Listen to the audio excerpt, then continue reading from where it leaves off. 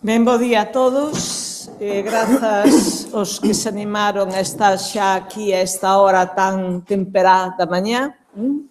Saúdo en primeiro lugar, pois, naturalmente, os asistentes que nos acompañan de primeira hora. E saúdo tamén os convidados que xenerosamente accederon a asistir co seu saber a esta cita e tamén aos coordinadores, membros da sección de Creación e Artes Visuais Contemporáneas que organizaron esta xornada de hoxe, non? Acompáñenme na mesa Manuel Quintana Martelo, coñecido desde logo de todos os presentes, que coordina esta sección de Creación e Artes Visuais Contemporáneas da Consello da Cultura Galega, que é a sección que organiza este foro o que damos inicio neste momento, non?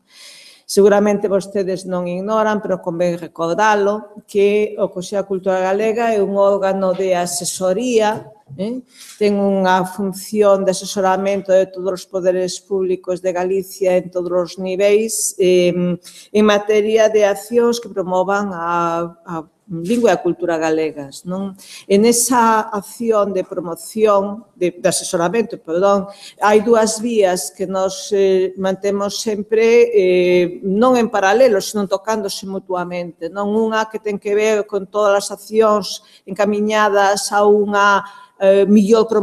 protección da cultura galega, unha millor protección do patrimonio cultural que xa temos, xa digo tamén asesorando os poderes públicos de Galicia en accións que contribúan a esa maior protección do patrimonio xa acumulado non solamente para as nosas xeracións, senón para os nosos devanceiros,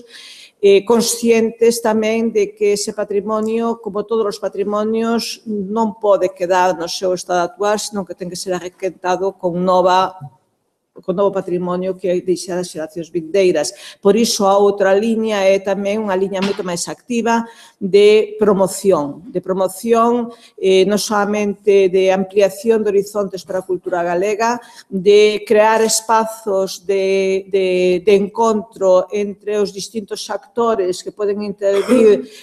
tanto na creación cultural como na difusión cultural como no aprecio da cultura e, desde logo, fomentar en todo o conxunto da sociedade a todos os niveis, non solamente o acceso á cultura, senón o aprecio da cultura. Entendendo sempre cultura dunha maneira ampla, non solamente a cultura humanística, senón as dúas culturas, científica e humanística, sempre en relación, sempre entrelazándose, sempre camiñando xuntas, non? Nese contexto que podíamos decir pomposamente de misión do Consello da Cultura Galega, no que se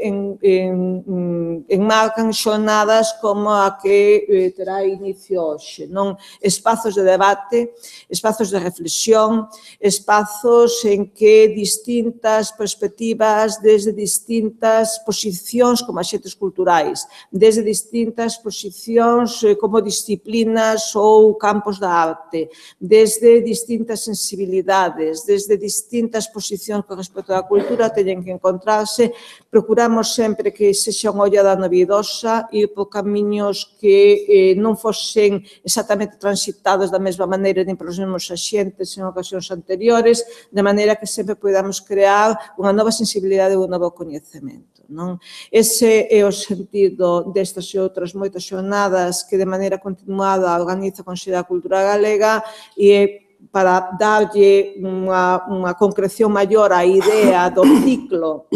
que hoxe comeza con esta xornada de Entre Pensamento e Arte, o coordinador da sección que organiza esta xornada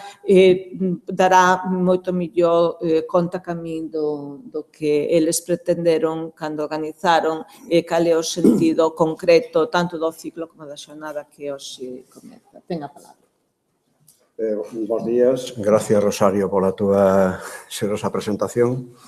Ben, eu como en representación da Real Academia Galega de Belas Artes formo parte do Consello da Cultura Galega e son, como dixo ela, responsable da sección de Creación e Artes Visuais Contemporáneas. Baixo o título xenérico de Entre e o Arte, preténdese establecer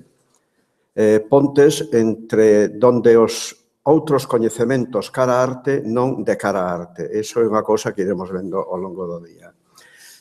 Este ciclo distribúese en 4 xornadas que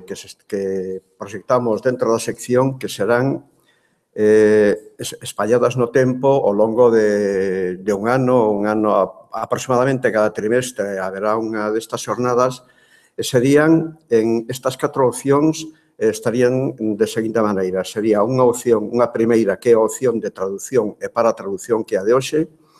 a outra segunda que sería a opción hermenéutica, outra opción psicolóxica e unha última opción psicoanalística. O día de hoxe, a traveso das 3 intervencións programadas e do coloquio final, destacados especialistas que de seguido nomearei contarán o seu modo de achegarse á arte, ben colaborando con artistas ou realizando propostas de claro componente creativo. Nesta primeira sesión, entre o pensamento e a arte na opción traducción e para traducción, reúnense tipos de pensamento filosóficos ou intelectuais que tratan sobre a arte non nun sentido de exclusividade, senón dende unha mirada máis global. Interverán polo seguinte orden José Yuste, investigador da Universidade de Vigo e principal componente do grupo Traducción e para Traducción,